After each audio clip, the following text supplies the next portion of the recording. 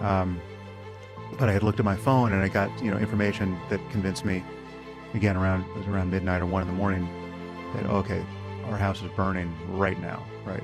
And then I was just meditated on that fact. Can you just tell the basic story of what happened in your neighborhood? Yeah, well, we were part of the Palisades fire, not the real epicenter of it, where people have seen photos of just like Nagasaki level destruction.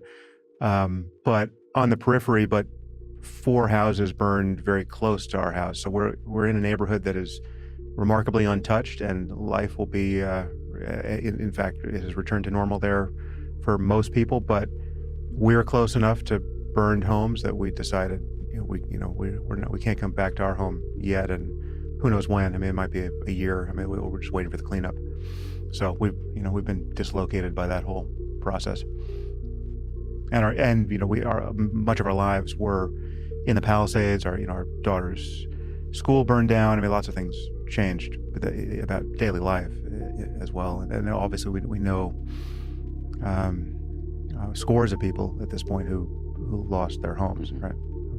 I mean, I have a million questions about this, but just remembering the night that this happened, I checked in with you on text, and then you later wrote about this on Substack, on your Substack, that you left with a wife, 2 daughters, 2 cats, a jar of MDMA, and a gun. Yeah, I'm not sure it was in that order, but yeah. There was a quote that you wrote about. You wrote about this in. Actually, I'm going to hold on that. Let me ask you this instead. This is, we're a couple of weeks away from it as we're recording it, and we're talking about it in a reasonably light way. But I have to imagine it was really hard on you, on Annika, your wife, and on the girls. To what extent did meditation help? Oh, a lot. I mean, that's, I can't say it helped the girls that much, but I mean, it helped us with the girls. I mean, I think I should acknowledge, by comparison with many other situations, we were in a very fortunate situation. Although for about 12 hours, I was actually sure we had lost our home. Like I got some false information online that convinced me at about midnight, the night of the fire, that our home was burning at that moment, and that was a kind of an amazing experience, just to kind of let go of all that in real time. Because when I left the house, we left pretty early, and I felt like we were being very conservative to leave. And then when Annika picked our daughter up at school, it was quite clear that the extent of the emergency. But when I was leaving the house, I took virtually nothing, and I mean, I didn't really think it was within the realm of I guess I knew it was in the realm of possibility, but it did not seem likely that the fire was going to reach our house and or where our neighborhood, and I mean, much less burn down. It seemed to burn down half the city. I mean, it was just at a certain point, the fire was such that, like, why doesn't the entire city burn down? Like, clearly we can't stop this, and it's now in the flats of Los Angeles and in multiple places. And there was, as people know, there were many cases of arson, and it was Armageddon of some sort in Los Angeles. And but after 12 hours, I realized our house hadn't burned down, and then I recognized we were in a very lucky situation compared to many, many people, thousands of people.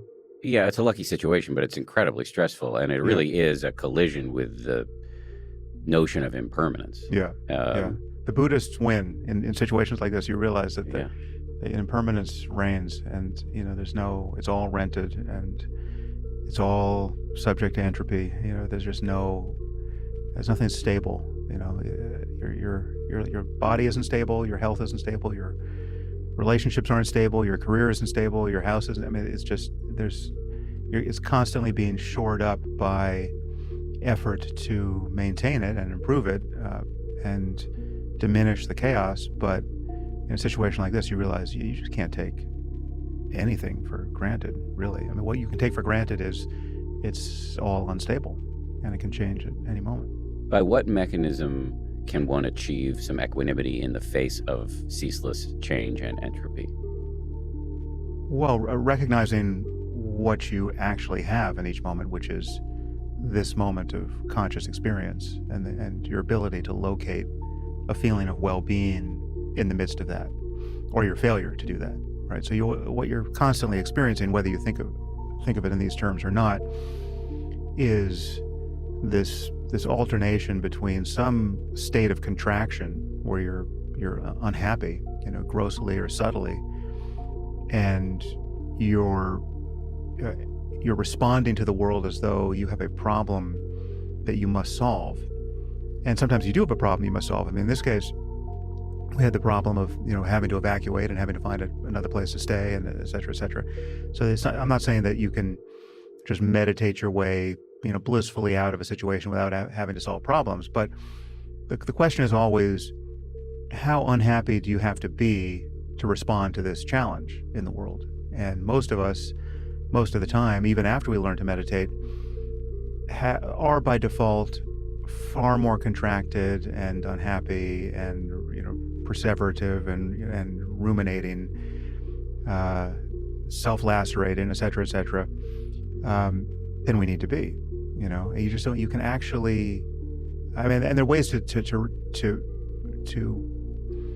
have this epiphany or provoke this epiphany every time you lose it. One is meditation, but one is just a kind of reframing that many people are familiar with now based on the growing popularity of Stoicism.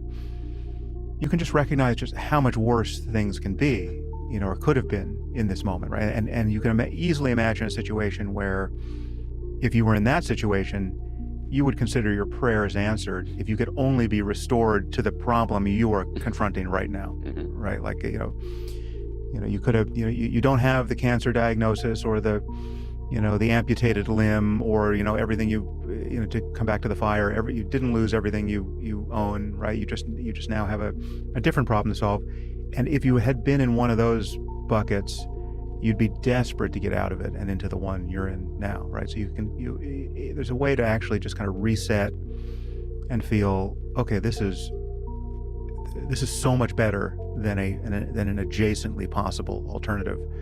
And in this case with the fire, it's so much better than what I thought I had, the night of the fire, which was, I was meditating on the evaporation of everything we had built,